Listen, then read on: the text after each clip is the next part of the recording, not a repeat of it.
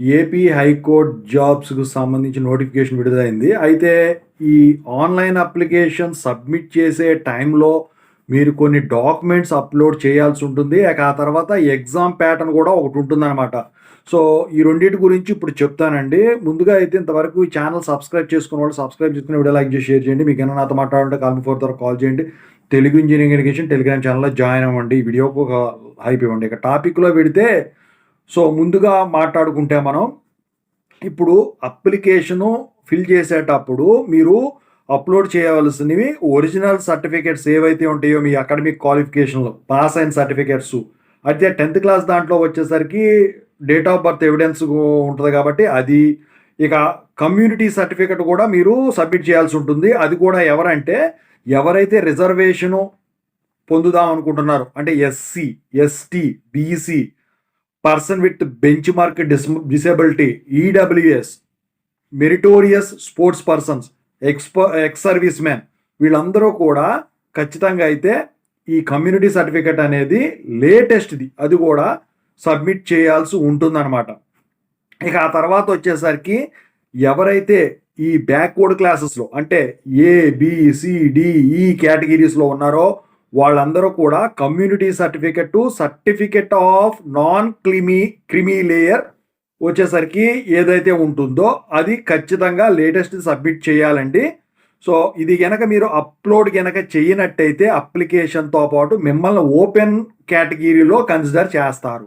ఇక ఆ తర్వాత వచ్చేసరికి ఎవరైతే ఈడబ్ల్యూఎస్ అంటే ఎకనామికల్లీ వీకర్ సెక్షన్ కేటగిరీలో ఉన్నారో వాళ్ళు లేటెస్ట్ సర్టిఫికేట్ ఏదైతే ఉంటుందో అది కూడా 2025, 2026 సో దాని ప్రకారం ఉన్న సర్టిఫికేట్ని మీరు అప్లోడ్ చేయాల్సి ఉంటుంది. అది కూడా తహసీల్దారు వచ్చేసరికి మీ గ్రాస్ యాన్యువల్ ఫ్యామిలీ ఇన్కమ్ వచ్చేసరికి అన్ని సోర్సుల నుంచి 8 లక్షల కంటే తక్కువ ఉన్నట్టు యాన్యువల్గా అంటే సంవత్సరానికి.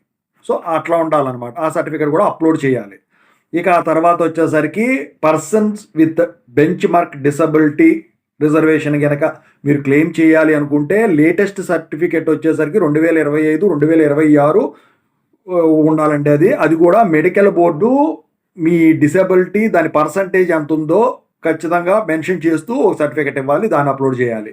ఇక ఎవరైతే ఎక్స్ సర్వీస్ మ్యాన్ కేటగిరీలో రిజర్వేషన్ పొందాం అనుకుంటున్నారో వాళ్ళు డిశ్చార్జింగ్ సర్టిఫికేట్ ఉండాలి.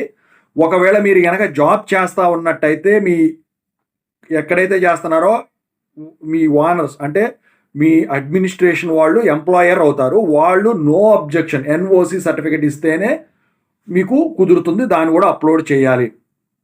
ఇక మీరు ఒరిజినల్ సర్టిఫికేట్స్ అనేవి వెరిఫికేషన్ టైంలో ఖచ్చితంగా అయితే ప్రొడ్యూస్ చేయాల్సి ఉంటుంది. ఒకవేళ ఇప్పుడు మీ ఇవన్నీ అప్లోడ్ చేసినంత మాత్రాన ఇవి జాబ్ గ్యారంటీ లేదండి. అయితే ఇక్కడ వచ్చేసరికి ఇది కనుక ఏ సర్టిఫికెట్ అయినా మీది కనుక అప్లోడ్ చేయనట్టయితే ఇప్పుడు చెప్పినవన్నీ కూడా మీ క్యాండిడేచర్ అనేవి రిజెక్ట్ చేయడం జరుగుతుంది. సో ఈ ఎగ్జామ్ అనేది మీ డాక్యుమెంట్స్ అప్లోడ్ చేసిన దాన్ని బట్టే ఉంటుందండి. ఒకవేళ అప్లోడ్ చేసినా కూడా జెన్యూన్ కాదు అని తెలిసినట్టయితే ఖచ్చితంగా దాని మీద క్రిమినల్ యాక్షన్ ఉంటుంది. ఇక ఈ అపాయింట్మెంట్ అయినా ఏ స్టేజ్లో అయినా కానివ్వండి, సెలక్షన్ అయినా కానివ్వండి క్యాన్సిల్ అయిపోతుంది ఎప్పుడైనా కానివ్వండి.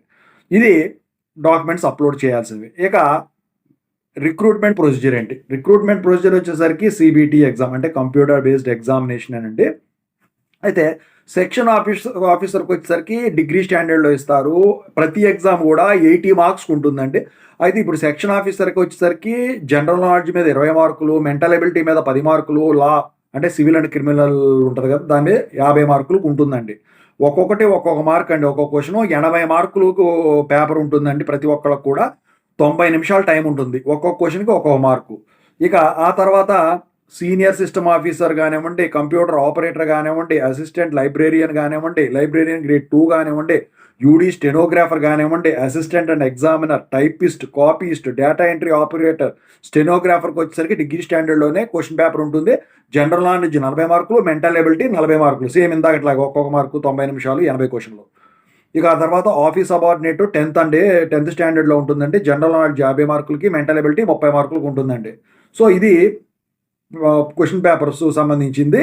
అయితే సిలబస్ అంతా కూడా వాళ్ళు ఇవ్వటం జరిగింది. అయితే క్వశ్చన్ పేపర్ ఇంగ్లీష్, తెలుగులో ఉంటుందండి. ఈ మినిమం క్వాలిఫైయింగ్ మార్క్స్ ఏవైతే ఉన్నాయో ఈ కంప్యూటర్ బేస్డ్ టెస్ట్‌లో ఓపెన్ కేటగిరీ వాళ్ళకు, ఈడబ్ల్యూఎస్ వాళ్ళకు 40%, బీసీ కేటగిరీ వాళ్ళకు 35%, ఎస్సీ, ఎస్టీ, పీడబ్ల్యూబీడీ కేటగిరీ వాళ్ళకు 30%. అయితే minimum qualify marks ex service మ్యాన్‌కి వచ్చేసరికి వాళ్ళ కేటగిరీ ప్రకారం ఉంటుంది. మీరు మినిమం క్వాలిఫై మార్క్స్ తెచ్చుకున్నంత మాత్రాన సెలక్షన్‌లో జాబ్ వస్తదని గ్యారంటీ లేదు. అంటే ఇక మెరిట్ ఉంటుంది దానికి.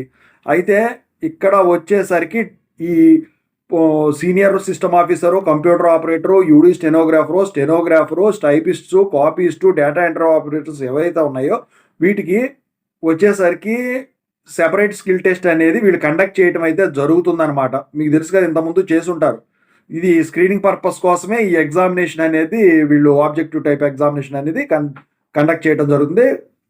అందుట్లో అయిన వాళ్ళను ఈ అప్లికెంట్స్ ఎవరైతే మినిమం క్వాలిఫై మార్క్స్ తెచ్చుకుంటారో కంప్యూటర్ బేస్డ్ టెస్ట్లో వాళ్ళని స్కిల్ టెస్ట్కి షార్ట్ లిస్ట్ చేస్తారనమాట. ఓకేనా?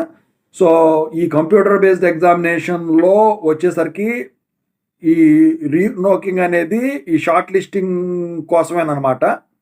ఇవి వచ్చేసరికి ఎట్టి పరిస్థితుల్లో స్కిల్ టెస్ట్కి మార్కులు యాడ్ అవ్వవు. ఆ తర్వాత ఫైనల్ ఆర్డర్ ఆఫ్ మెరిట్ అనేది ఉంటుంది. దాని ప్రకారం మీకు సెలక్షన్ లిస్ట్ అనేది రిలీజ్ అవుతుంది అనమాట. సో ఇక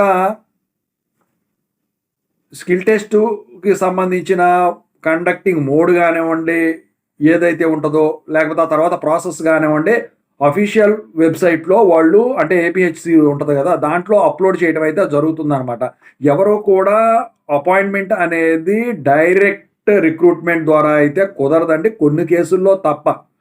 అది కూడా ఏంటంటే సౌండ్ హెల్త్ ఇలాంటివి ఉంటాయి చూసారా, సిటిజన్ ఆఫ్ ఇండియా ఎట్లా ఉంటాయి చూసారా, సో వాటి ప్రకారం తప్ప మిగతా వాటిలో ఉండదన్నమాట. సో ఓవరాల్గా చూసినట్టయితే సెలక్షన్ ప్రొసీజర్ అయితే ఇలా ఉంటుందన్నమాట.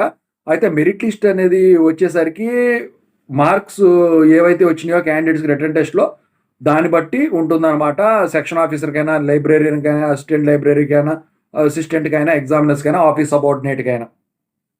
సో మెరిట్ లిస్ట్ అనేది వీళ్ళు పర్ఫార్మెన్స్ ఉంటుంది కదా ఈ స్కిల్ టెస్ట్లో, దాన్ని బేస్ చేసుకొని ఇప్పుడు చెప్పిన పోస్టులన్నిటికీ ఉంటుంది. ఒకవేళ ఇద్దరు కానీ అంతకన్నా ఎక్కువ మంది క్యాండిడేట్స్ కానీ ఈక్వల్ మార్క్స్ వచ్చినాయి అనుకోండి ఎగ్జామ్లో, సో ఎవరికైతే ఎక్కువ ఏజ్ ఉంటుందో వాళ్ళని సెలక్షన్ ప్రొసీజర్లో ముందుకు తీసుకెళ్ళడం అయితే జరుగుతుంది, వాళ్ళకు ఇవ్వడం అయితే జరుగుతుంది అనమాట. సో హయ్యర్ ఎడ్యుకేషన్ క్వాలిఫికేషన్ కానివ్వండి ఉన్న వాళ్ళకి